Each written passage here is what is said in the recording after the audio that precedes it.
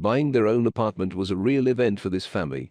Maria and Andrei wandered for many years in rented apartments, together with their young son Deniska. A good neighborhood, a good view from the window, and most importantly a very low price, and Deniska finally got her own room. They could only dream of such an apartment. For a long time they saved up for it, denied themselves everything. Dreams became reality. Yes, the room required repairs, but these were already trifles. There was no limit to the joy of buying. There was nothing unusual about the apartment. There were some things left from the old owner, an elderly man, that Maria was going to sort out with the start of the repair. The first days everything was just wonderful. The euphoria of buying a home, pleasant chores, unpacking things, all this was a great pleasure. On the 6th night, something strange happened. Andrei was on days off. He worked in the fire department. Deniska and Masha were already asleep. In a dream, the woman heard some strange sounds. It's like someone is walking around the kitchen. At first she wasn't scared, but then she heard something break. Masha jumped up and ran to the kitchen. But there was no one there, only on the floor there were fragments of a mug that had previously stood on the top shelf. Maria was very surprised to see this. But then I decided, who knows? Maybe they put it carelessly, so it fell.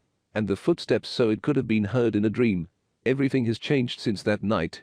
Peace has left this apartment. What just didn't happen here?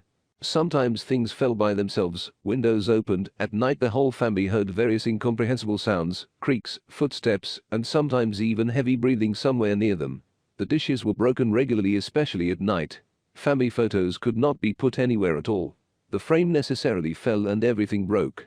The whole family had terrible nightmares at night, especially often they dreamed of some strange tall man who for some reason shouted loudly at them and cursed. Everyone dreamed of him, even little Deniska. Andrei tried to find some reasonable explanations for all these things and reassure the family. But that didn't make it any easier. Deniska began to get sick often. It was very cold in his room, although it was a hot summer outside. No indoor plants took root in the apartment, they withered almost immediately. With the start of repairs, strange events have become more frequent. Some strange and very unpleasant smell was added to the aromas of wallpaper, glue and paint. At night it was felt especially strongly. But even here the head of the family suggested that it was the smell from the basement. The apartment was on the first floor. You never know what there is. Maybe the cat died. One night, Maria woke up because she felt that someone was standing next to her. She opened her eyes and immediately closed them because she was very scared. She decided not to wake her husband and try to calm down. But the anxiety only grew because Masha felt something cold approaching her, and the same vile smell that allegedly came from the basement, according to Andrei, was hitting her nose more and more. Everything inside her shrank, goosebumps ran all over her body. Then suddenly everything went quiet. She opened her eyes. No one was there, no one was standing near her. Only the smell still lingered in the room. And suddenly someone shouted loudly in her ear. It wasn't just a scream, it was a real male yell. Andrei woke up from this terrible sound. Masha jumped out of bed, abruptly turned on the light, but there was no one in the room except her and Andrei. Only suddenly it became insanely cold, even steam was coming out of my mouth. From that moment on, no one in this apartment could sleep without light and be here alone. A terrible fear was shackling the whole family, and it seems there was nothing left to calm myself with. The stench was becoming unbearable. Now, when Andrei went on duty for the night, Masha, together with Deniska, went to spend the night with her parents on the other side of the city. And every time they returned to their happy apartment, they had the feeling that life was just boiling here without them.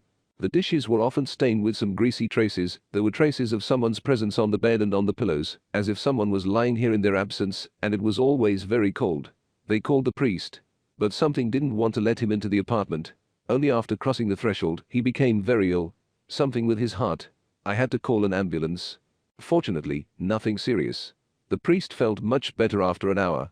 The family decided not to risk anyone else's health anymore, so they did not dare to call someone else to help them.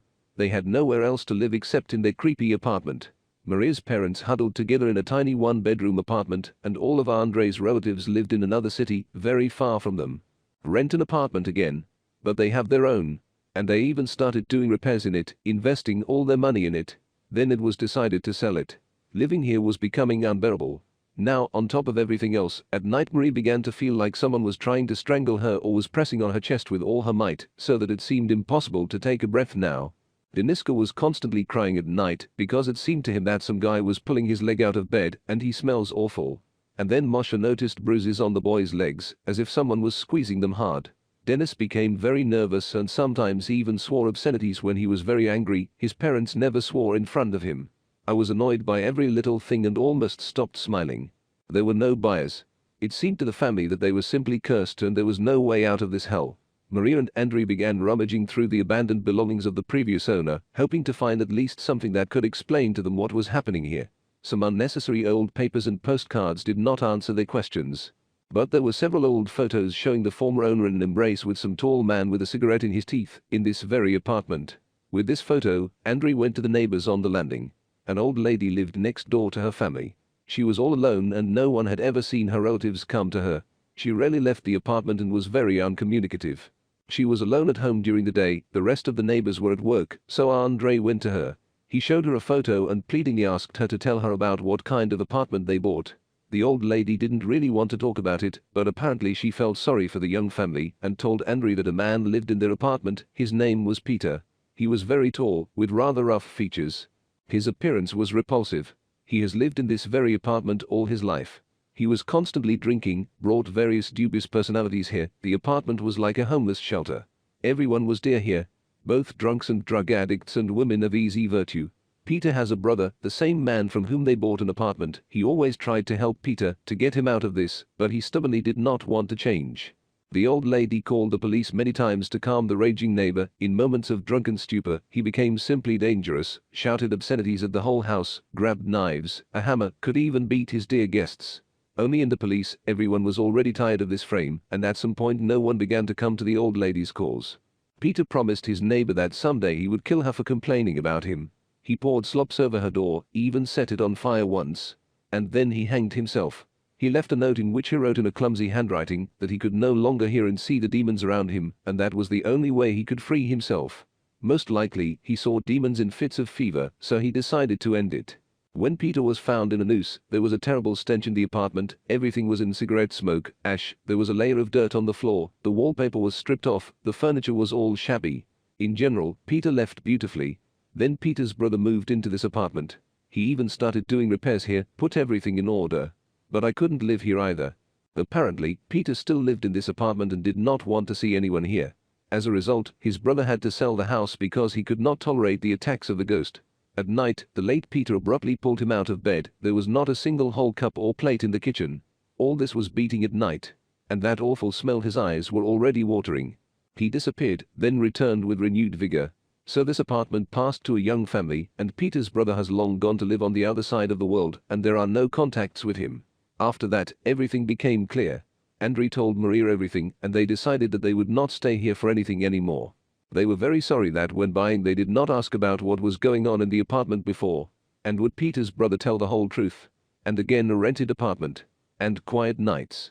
Deniska began to come to his senses, and it seems that all his anger and aggression was slowly coming to naught. And a new owner was found for the happy apartment, who later could not stand it and would run away from then rent it out. Needless to say, a great many tenants have changed there. As soon as Maria and Andrei received the money from the sale, they immediately bought another apartment.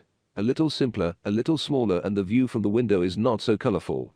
But it was quiet here. Before that there lived the same family as them. There was nothing to be afraid of now. Life got better, and that damn apartment burned down a year later. Fortunately, the owner was not injured. He was at work, but the fire did not spare the apartment of the same old woman whom Peter promised to kill during his lifetime. She died. No one could explain what caused the fire. Only people on the street during the fire heard a terrible shout and a mate coming from the open window of this apartment, despite the fact that it was actually empty.